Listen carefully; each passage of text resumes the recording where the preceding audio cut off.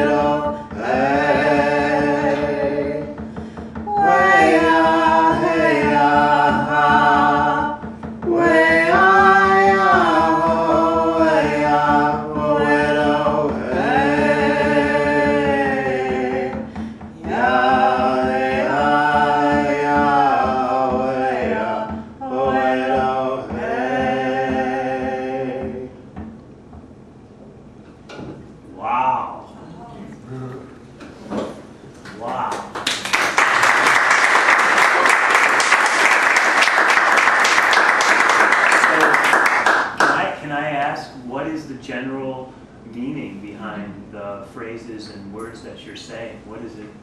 What's the intention behind it? What can you share with us? Well, that song is an honoring song for one of the chiefs that we, so it's evocable. So there aren't actual words in that particular song. Right. So the song was a song written by one of our friends to honor another song that was sung by a chief of ours. Wow. That helps us out. And so they made it into something more. And so we're just honoring it by singing it here. Boy, that's for sure. That was really powerful. Did everyone else feel that? Yes. That was just Yes. amazing. Thank you so much. Mm-hmm. Wow, that's a hard act to follow. But I'll do my best. Excuse me, have they studied with the Native American Indians? Yes. Last time I heard something like that was at the White Buffalo Hills, down past Columbus. Yeah, Southern Ohio. Okay, thank you. Yeah. Wow. So,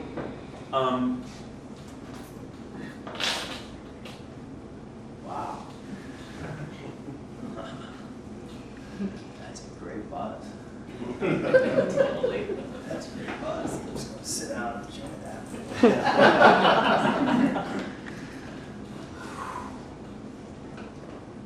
So, you get to kind of sit back and relax. We're going to diverge from our normal pattern of procedure today. And you're going to just sit back and relax. I'm going to tell you a little story about my life and what's gone on in my life, and where it's been and where it's at, and clear signs of where it's going. So just enjoy it.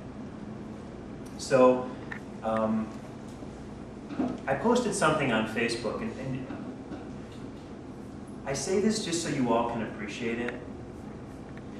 When I'm talking about these events that I'm going to talk about and how they're unfolding, the reason I'm sharing it is it's the practice. When you give your life to the practice, okay, the practice gives you a life that you don't have to be in control of. It gives you a life where you are receiving clear signs and guidance, and I hope that as I share with you my experience, that you can see the intimacy of the relationship with God.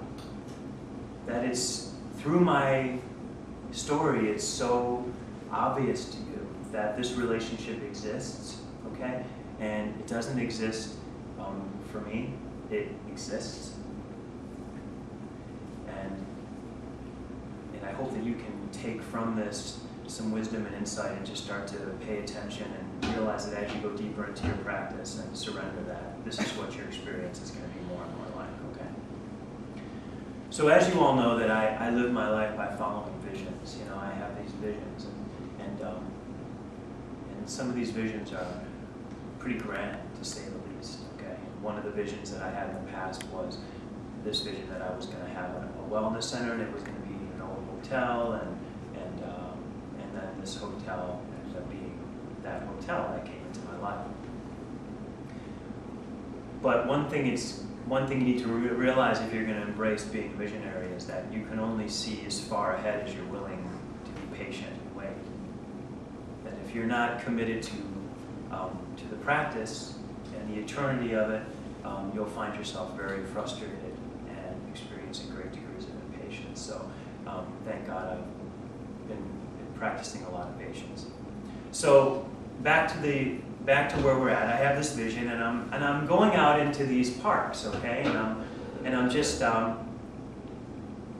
it's just on my heart to go out to these parks and just be available for people and just start touching people and talking to people and teaching people, and I just feel this really deep calling in me that it needs to be old school, that I need to be called into that place and just allow that to happen. To be completely vulnerable, to be completely open, and just to be out there, okay?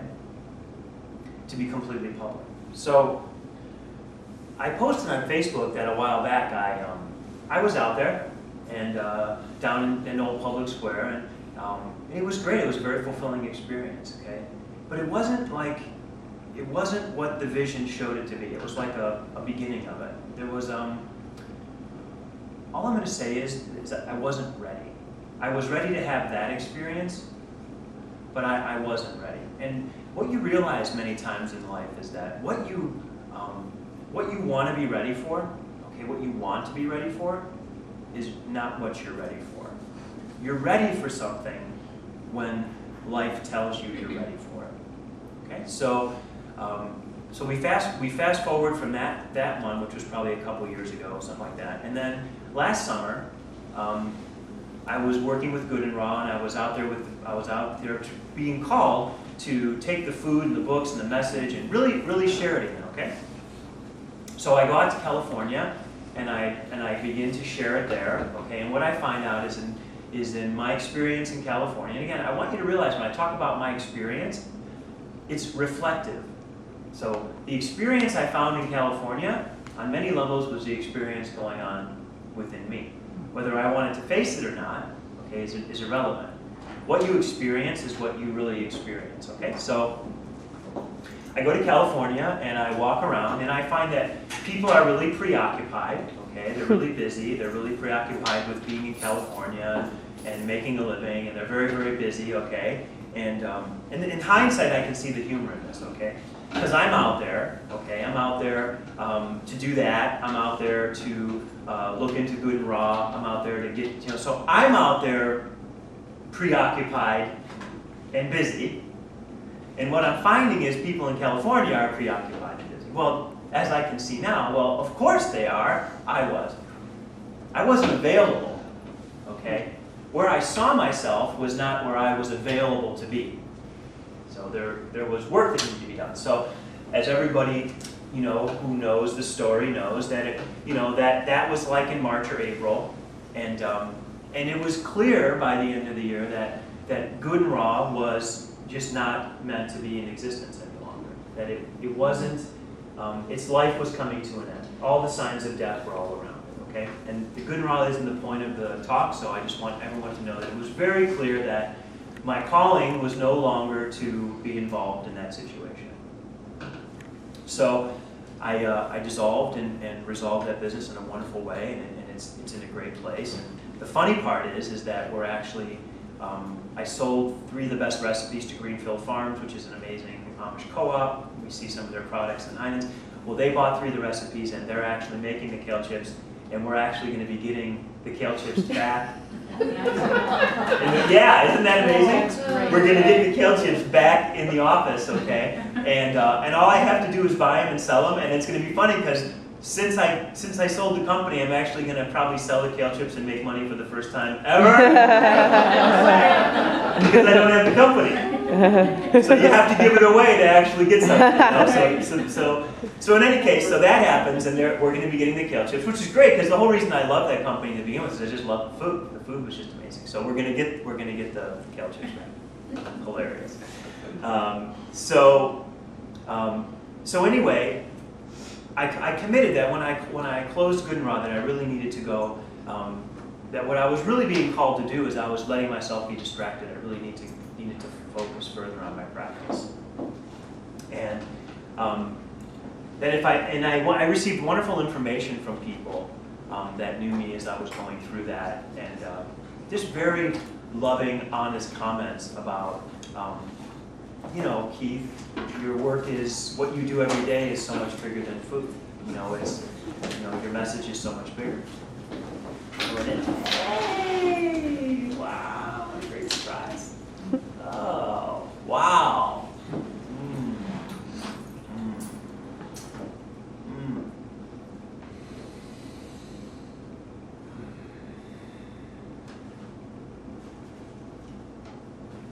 Wow. Okay. Wow.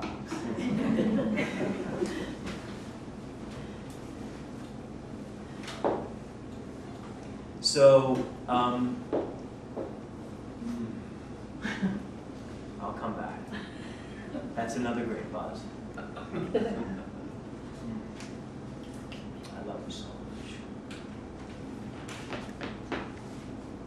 So I decided, that as much as I want to be distracted by anything else that I think is important or meaningful, that the most meaningful thing I'm here to do is here to bring this practice into the world. Clearly, it was spoken through me, and there was a reason for that. And that, you know what? That's enough. Like, that's a ton. It's enough.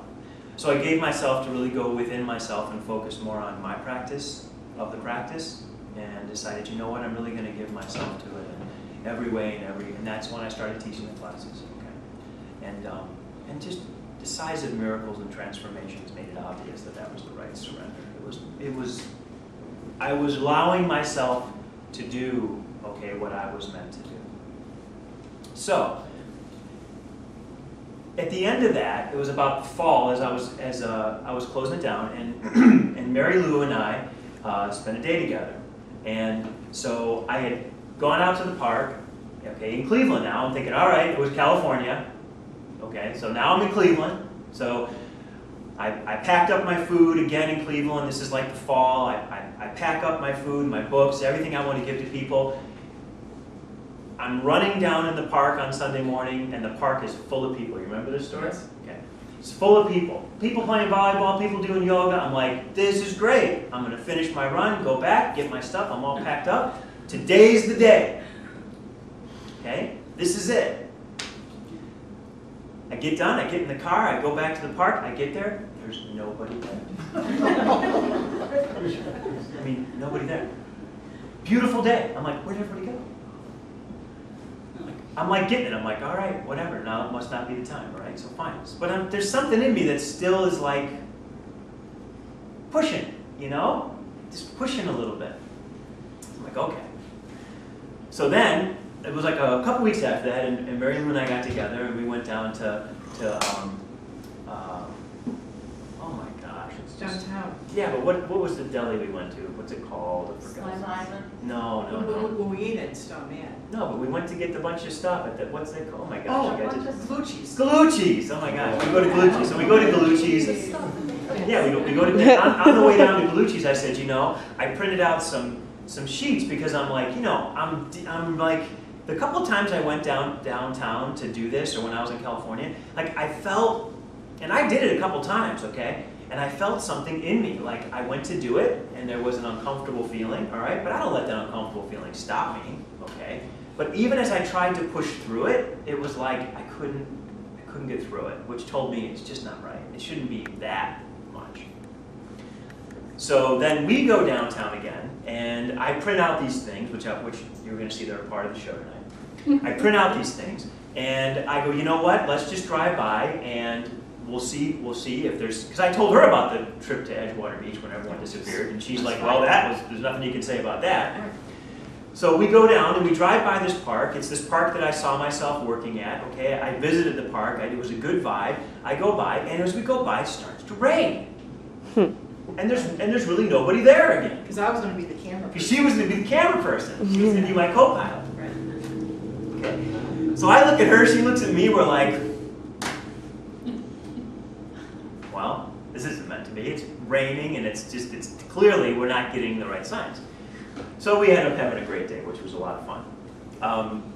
So this gets me to the next part of the story. So then we start these classes, all right? Everyone knows we've been coming to these classes since May. Everybody knows when I was the first one to step into the chamber, and what I asked for, remember that visit, that class we had together, where I asked for all those things to be released from me, anything that would make me a good leader, a good guide, all that stuff. A lot of you were shocked to hear me say any of those things about myself, but when I spoke the deepest truth that was stopping me from something, that's what came through. So that's, of course, what I want healing on. So I received that healing, and I've talked to you about all the things that have kind of happened since then. Going through that situation with that woman who wrote me a letter, clearing out all that low self-esteem, I didn't do anything wrong. You see the progression now? Things are starting to move? All right. So, this gets me to where we're at in the last week. And then you're going to see what I need you to help me do. Which I feel like I've already almost moved through it, but I still want to do it with you all. I have a big basement in this building, okay? okay? And I always laugh because to me the basement of the building is the colon. It's like where all this shit ends up, you know what I mean? It's just where everything kind of ends up. You know, and so what I do is like, you know, anyone have a basement? All right, it's where all this shit ends up. So I'm like, all right, and I make a habit out of once every year, or at the most once every 2 years, I get a big dumpster, I throw a bunch of stuff out. Take a big dump. Yeah, take a big dump. Huge dump. So I'm walking by and I'm seeing like some boxes and some clutter, and it's, you know what, it's just like my mind keeps coming to it, like, all right. And all of a sudden on Friday morning, I was here and I was doing my yoga, and it was very clear to me. Go in, take care of what needs to be taken care of. Your yoga's good. Take what needs to be taken care of. Do what you need to do right around you. And I knew right away, I was like, all right, I gotta go down to the basement. So I go down to the basement, and there's like a lot of old stuff from Good and Raw down there, okay? There's a lot of old clutter.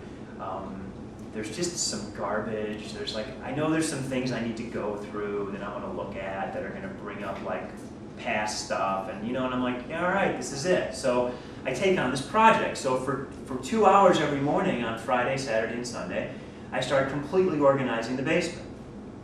I put shelves up, I'm getting rid of stuff, I'm going through stuff, I'm finding pictures, which I'll show you guys, they're funny. But I'm finding pictures of that my dad took of me when I opened my first office, in my doctor's outfit, and my tie, and my white coat. Some of you have never even seen me in that shit. Okay? You'll get it. I'll share the pictures with you. They're too funny not to. You'll be like, oh my god. I'll show you guys. You guys will laugh your butts off. I'll show you guys the picture. Like I did one advertisement at Valpak, and I had pictures taken. You can see what I look like. It's great stuff. I'll show you. You guys will get a kick out of it next time. I know exactly where it is now. So I was like, you know, and it was hitting me as I was doing this, like, you know, I need to start being ready for this to be over. Like, if I'm really ready to move on to the next level and do the next thing, I need to be ready for this to be over. It's not like it's going to end, but I need, in my heart, I need to look at this last 20 years of my life and be like, wow, like, that much time has passed. That much has happened. That much has really gone on. And, you know, and let myself process that energy. And really have a reflective moment of, you know, where I was and where I've gone through it. And I say, I'm using me as an example, but please, let everything I'm saying apply to all of you, okay?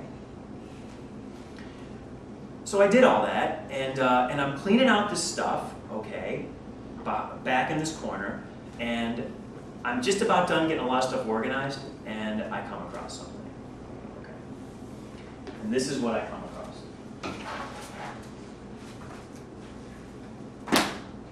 Now, probably when I first got the vision to do this, I had my manager then, Ann, make me some signs, all right? And, because how do you do this? I mean, you know, being asked to do what I do, it doesn't come with a freaking manual, you know what I mean? It's like you're shown these visions, and then it's like, well, how do you get from A to B? So you kind of just like, you just go with things, and sometimes you think you do something and you're like, that was crazy, I'm never going to use that, but I had her make these signs for me, and she made 3, and one didn't make it back from California, okay? And the other one, I don't know where it is, and this was the one I found when I was cleaning out the basement. Oh my God, it's like a sandwich board. Mm-hmm. Yeah, so this is what I found when I was okay. Now this is what your cheese ball, corn ball, Dr. Keith, okay?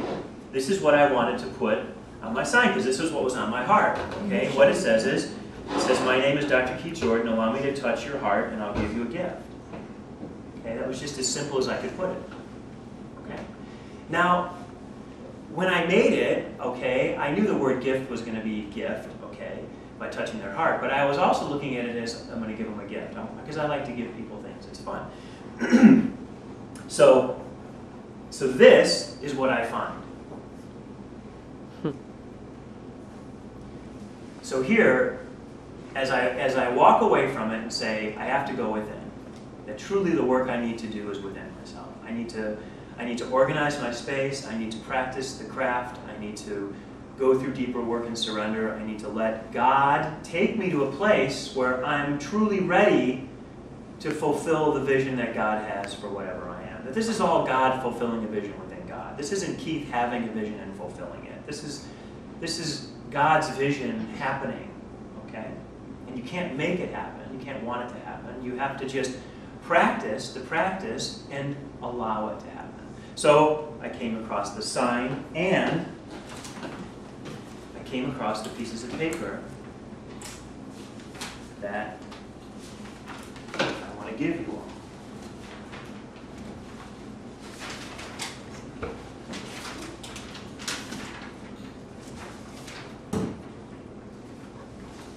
Because if I'm going to ask all of you to be stewards of this work and to share it with others, I need to continue to be an example of doing that, right? And I need to always be stepping into the space that I expect others to step into. And if I'm a good leader, I need to be willing to do that first. That's the sign you had downtown, wasn't it? That's the sign I had at that. You remember that?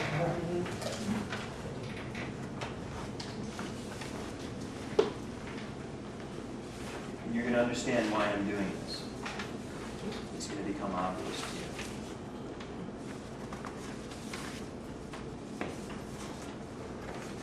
Because what am I doing right now is you are allowing me to do something that I need to do. Something we all need to do. Thank you. Everyone have one? Okay, so take a second to read it.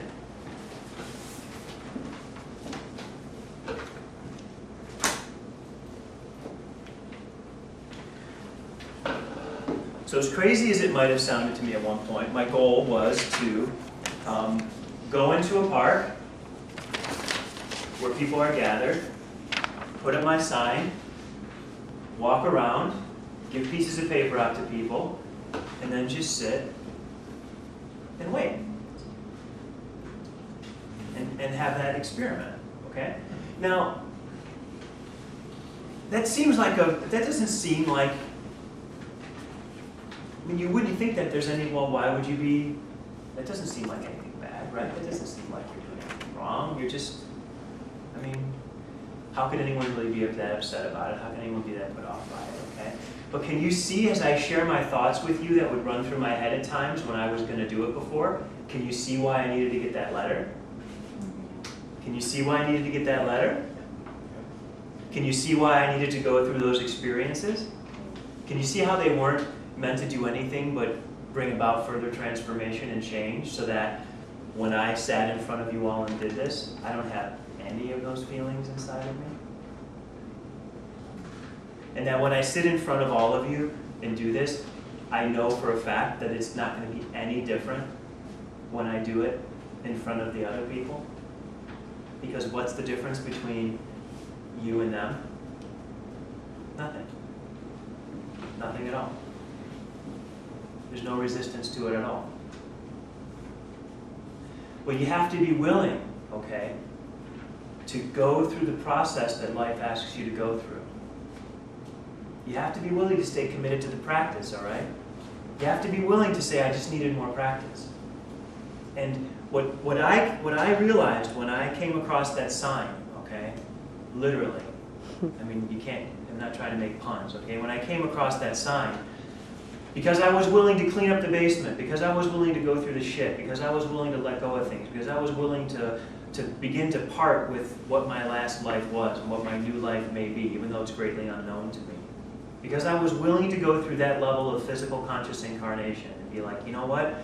You need me to clean the basement, I'll clean the basement. You need me to flush the toilets, I'll flush the toilets. You need me to park the cars, I'll park the cars.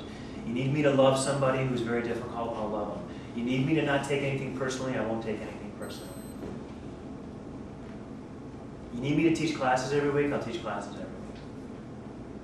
I did all that, okay, without having any premonition that I was going to find this sign, that I was going to do this. You know, I still had the vision, but I didn't see it coming at all. I was too busy doing what I was supposed to be doing. The vision was no longer the preoccupation. The practice was the preoccupation.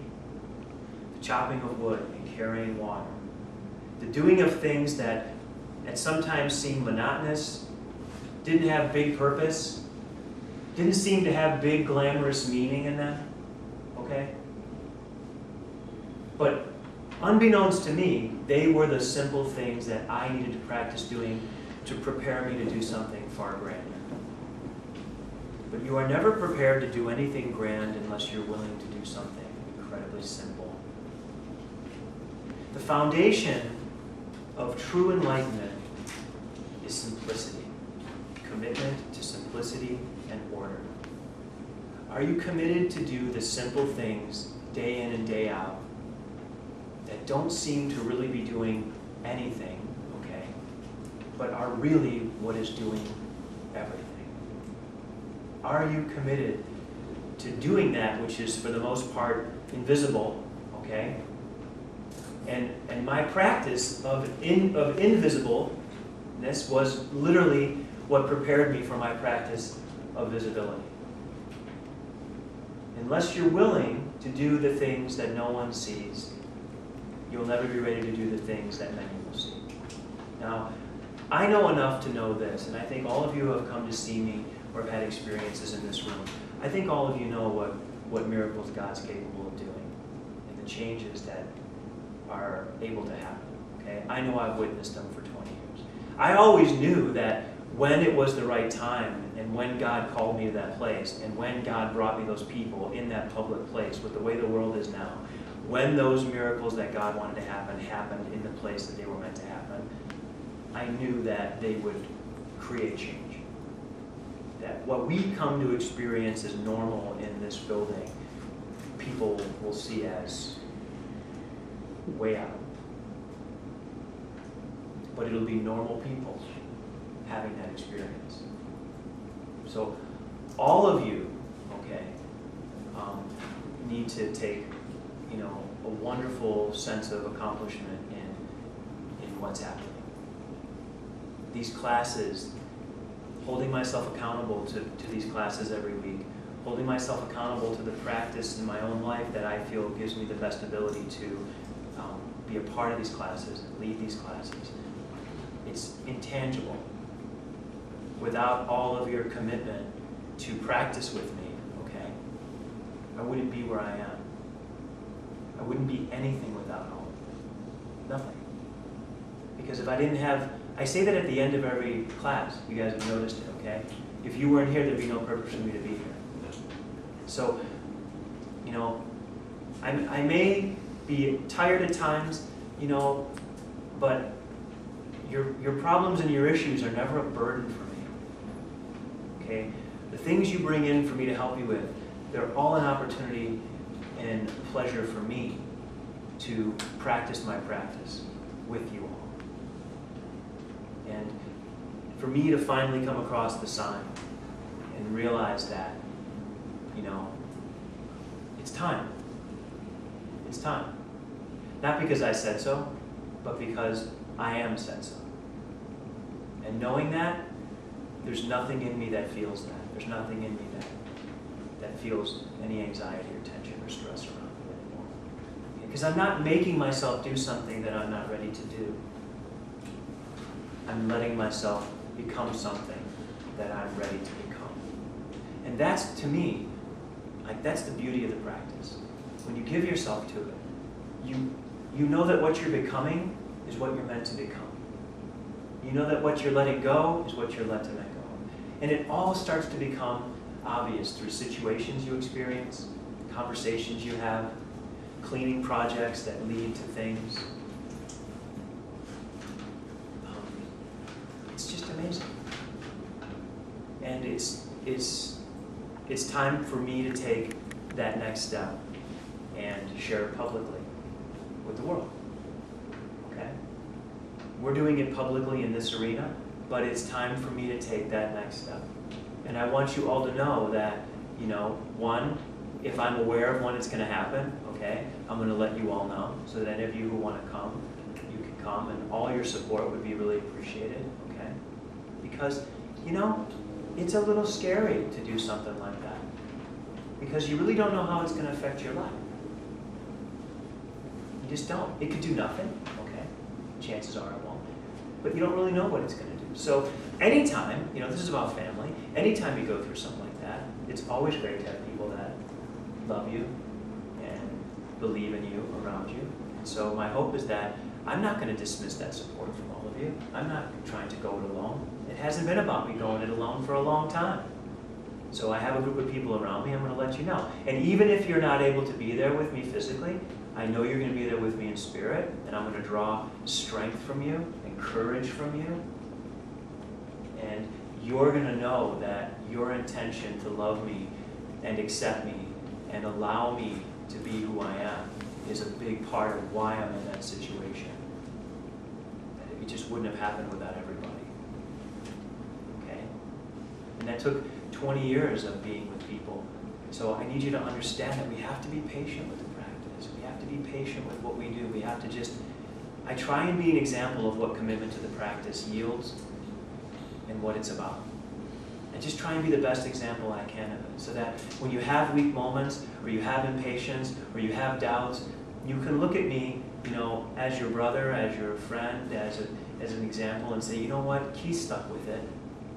He can stick with it, and he's always told us that if he can do it, anyone can do it. This isn't about me being anything special. This is about all of us being something really, really special.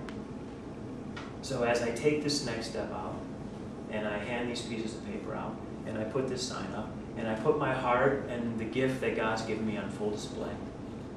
And God will let me know when that moment is. Okay?